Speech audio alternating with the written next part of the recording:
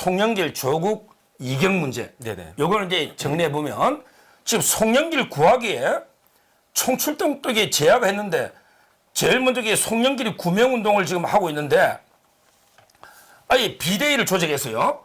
송영길이를 구하려고. 네네. 누구냐면 이제 그 함세웅. 이 사람은 이게 뭐 오늘 크리스마스지만 신분지 아닌지 좀 헷갈릴 정도인데 이화영이 재판할 때 딱 하고 앉아 있었잖아요. 그리고 그 뒤에 추미애 출판 기념회 이제 가가지고 야 방울 달리 수컷들이 추미애 하나보다 못하냐 이런 한 게 함세웅이 아닙니까? 근데 이번에 송영길 구하기 나섰고 그다음에 이부영이라고 옛날에 열린우리당 의장 됐잖아요. 네네. 운동권의 이부영, 김건태, 장기표 근데 유명한 분들이죠. 이런 송영길 이게 바로 탄압의 서곡이다 이러면서 이렇게 하는데 제가 근데 방송에서 그랬죠. 아니 송영길이 사건은 처음에 부산에 그 사학가 박우식 씨라고 있잖아요. 네네. 박모 씨라 하죠. 이 박우식 사학가가 이정근에 한 10억 이상 뜯겼잖아요. 그러면서 이정근 이분이 녹취록이 수만 개 넣었잖아. 그래서 박우식도 녹취록을 했죠.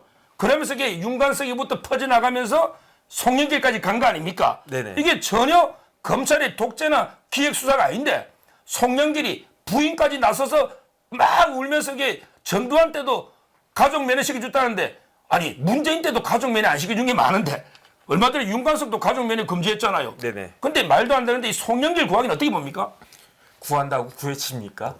제가 봤을 때 아니 다른 사람도 아니고 유창훈 부장이 그 영장 발부했잖아요.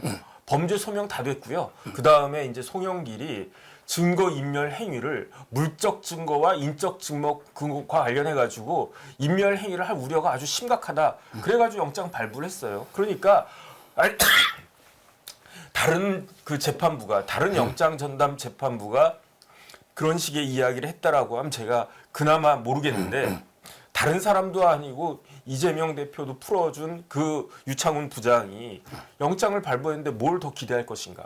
그다음 박희태 판결을 갖다가 보면요.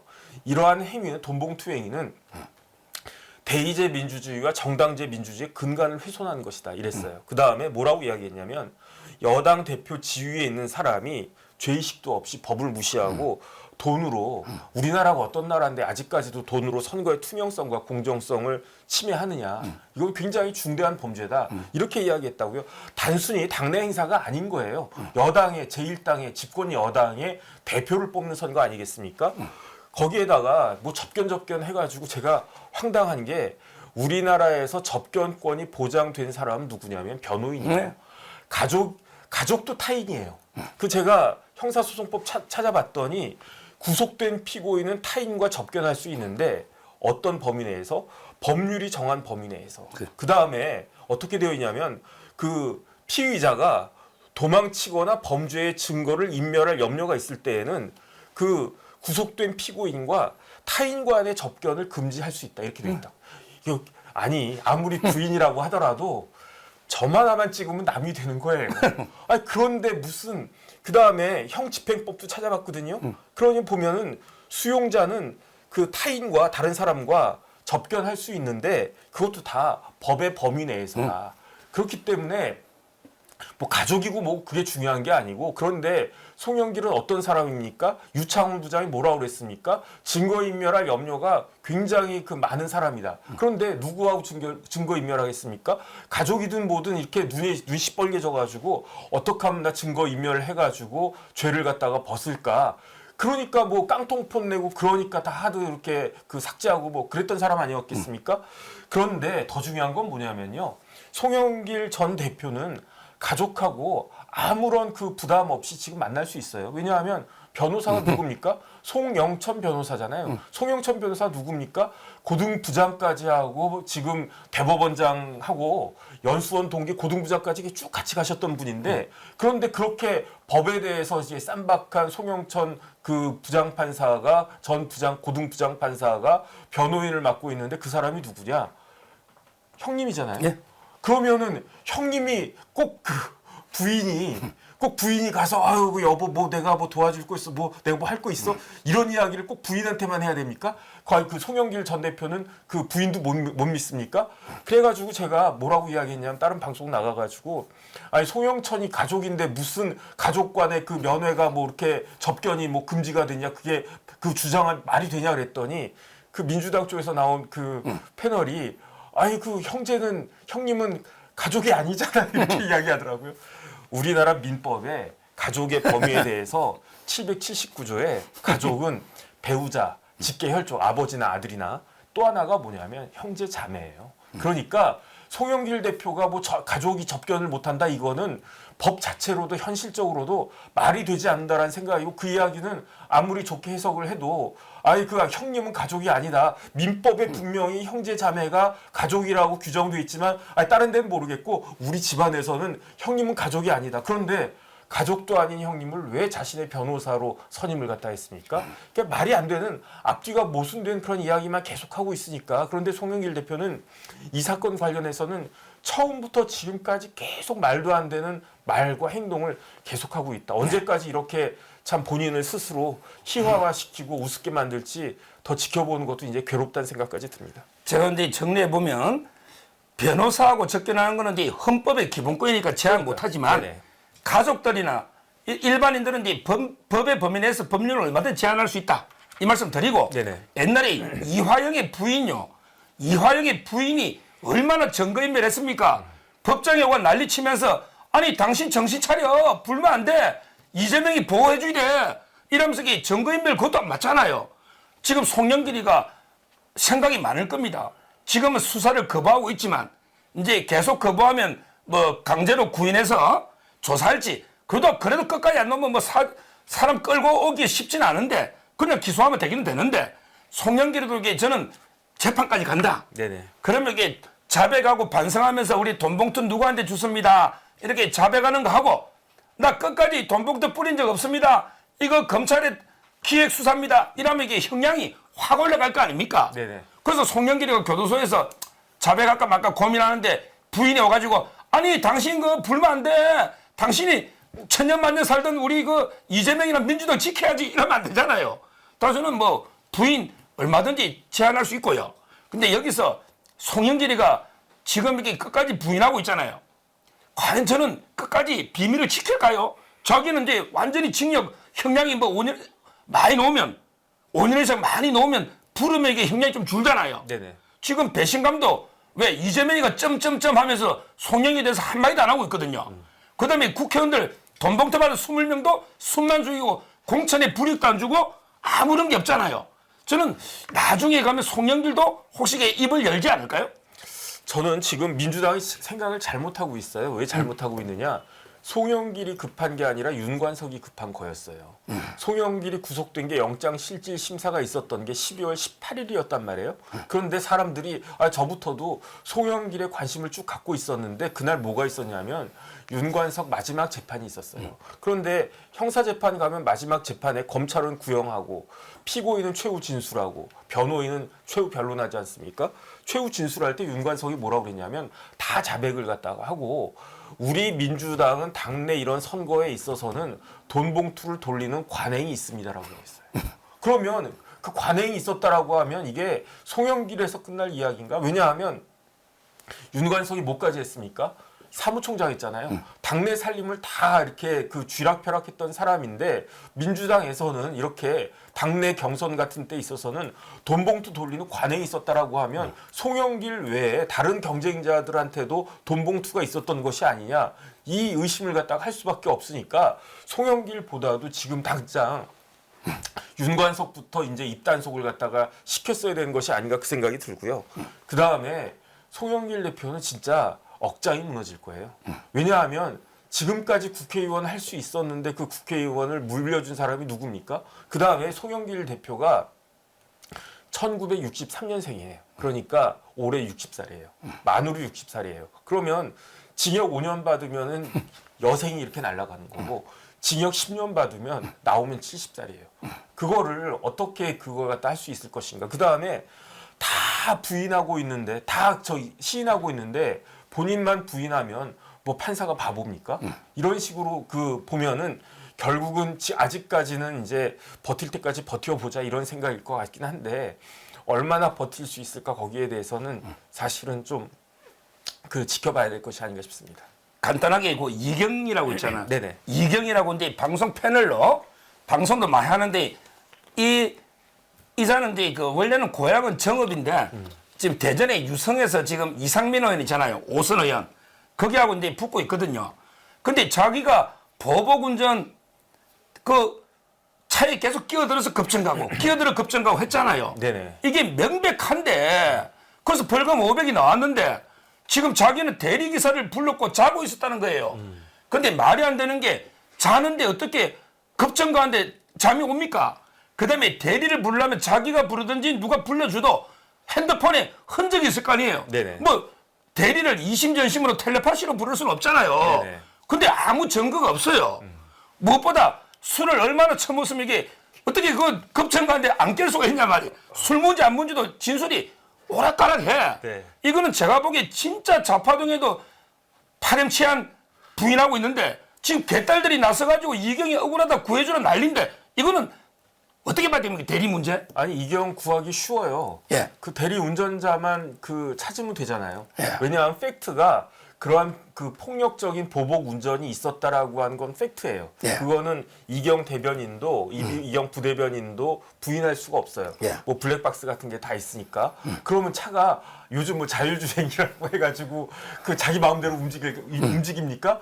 누군가는 차를 움직인 거예요. 그게 누구냐? 그 뭐 차의 소유자 본인이든지 아니면 대리 기사님이든지. 그런데 정말로 그렇게 땅을 치고 그 억울한 문제라고 하면 진짜 하와이까지 가서라도 대리운전 기사 찾아내야 되는 거 아니겠습니까? 법이라고 하는 건요 뭐냐면 쉬워요. 판사를 설득하는 게 법이거든요. 그런데 지금 이런 말로 판사가 설득이 되겠습니까? 그러니까 어떻게든지 간에 대리기사를 찾아오지 않으면 설령 대리기사가 유령의 대리기사가 운전을 했다고 하더라도 그래서 굉장히 억울하다고 하더라도 처벌은 누가 받느냐? 이경이 받을 수밖에 없는 거예요. 그 당연한 거고 상식적인 거 아니겠습니까? 그런데 어떤 대리기사가 그렇게 운전을 갖다가 빨리빨리 하는 건 제가 봤어요. 저도 대리 기사님들 이렇게 딱 하는데 어떨 땐 대리 기사님이 왜냐하면 그분들한테는 시간이 돈이잖아요. 그렇죠. 그러니까 운전을 갖다가 급하게 막 이렇게 뭐 빨리 뭐 하면 100km도 밟고 막 그러는 거 그 옆에서 이렇게 자면서도 아이 무서워 이런 건 저는 몇 번 겪어봤는데 그래도 이렇게 보복 운전하고 폭력 운전하고 할 수가 없는 게 만약에 그래가지고 그 형사처벌 받거나 하다못해 그 대리기사를 부른 그 사람이 그 대리기사 그 여러 뭐 여기저기서 이렇게 회사 있잖아요. 거기다가 블레임하고 거기다가 이의 제기하면 그 사람 어떻게 되겠습니까? 그러니까 대리기사가 그런 식의 운전을 할 거라고 생각하는 것 자체가 참 그렇다. 그러니까 제 생각에는 이게 간단한 문제를 키운 거예요. 그냥 잘못했습니다. 제가 그때 선거 직전이고 막 그래가지고 좀 흥분되고 그래가지고 나도 뭐 근데 원래는 안 그러는데 이렇게 해가지고 정말 죄송합니다. 앞으로는 안 그러겠습니다. 이런 전과도 없습니다. 이렇게 그냥 넘어가면 그 다음에 이런 문제 딱 터졌을 때도 잘못했습니다. 이랬으면 그냥 넘어갈 것을 그냥 말도 안 되는 이야기를 하니까 재밌고 황당하고 그 다음에 처음엔 재미있다가 나중에는 화가 나잖아요. 이게 사람을 뭐 바보로 하나 사람을 갖다가 이런 식으로 속이려고 하나 내가 사람이 제일 기분 나쁜 게 속임을 당한 게 기분 나쁜 거잖아요. 그러니까 이런 식의 처신을 왜 이렇게 처신을 하는지 참 이해할 수 없다. 그 다음에 어찌됐든지 간에 이경 부대변인이 공천 만든 걸로 본인이 되게 열심히 했잖아요. 저랑도 방송 많이 했었거든요. 그래서 지난번 국회 갔을 때 또 저 반갑게 맞아주고 막 그래가지고 뭐 저는 그랬는데 그런데 이제 공천이 날아가게 생겼으니까 본인 입장에서 굉장히 속으로 지금 막 부글부글 끓고 있지 않을까 저는 그런 생각이 듭니다. 마지막으로는 이제 이거 송영길, 네. 이경이만큼 뻔뻔한 조국 구하기에 또 이제 총 출동을 했더라고. 최강욱이부터 포함해가지고 탄원서를 받고 있는데 뭐라고 해놨냐? 존경하는 김우수 재판장님과 김진아, 이인수 두 분 판사님께 이렇게 판사 이름 3명 적어서 네네. 탄원서를 받는데 뭐라고 제목이 뭐냐? 야 이게 황당한 게 인턴 증명서 이런 조작 등은 일종의 관례였는데 이게 그렇게 중형에 처할 만큼 됩니까? 일종의 관례라는 거예요. 네네. 저는 이런 탄원서가 관객이 판사한테 효과가 있을까? 우리 역효과 나지 않을까요? 아니 민주당은 돈 봉투도 관례고 조작하는 것도 관례고 그렇기 때문에 이제 조국 전 장관이 사실은 우리는 이제 조국 교수라고 알고 있잖아요. 서변호사 대학원 다닐 때 조국 교수 있었나 모르겠네. 예, 제가 석사 때 왔어요.